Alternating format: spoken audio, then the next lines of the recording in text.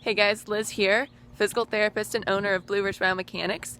Just wanted to pop in and talk about goals and how important that is for both your physical health and mental health. So I've been told by one of my recent mentors, Greg Todd, about how goals can affect you and how they can help motivate you. Even if you don't reach them, but they being set and being written down help them and help you to basically keep your drive and keep your passion.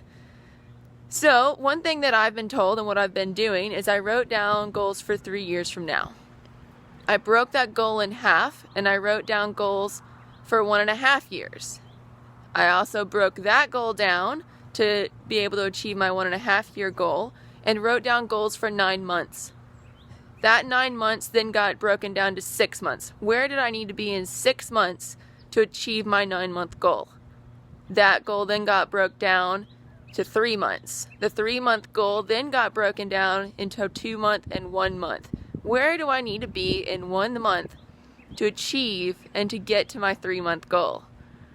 So that's an easy way of breaking down your goals to make them achievable and to keep your drive going. Whether for it's a physical goal that you have, that you want to run a marathon, you want to run a half marathon, you want to run and fire up some different rapids for whitewater kayaking, or you want to learn how to bunny hop or do some other different jumps on your bike.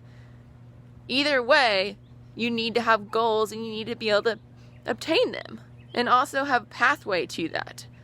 I hope you enjoyed, guys, and I hope to hear and put down in your comments your goals for this next coming 3 years, 1.5 years, 9 months, or just put down your 1-month goal of where you need to be to reach your 3-month goal, and so forth and so on. Alright guys, enjoy.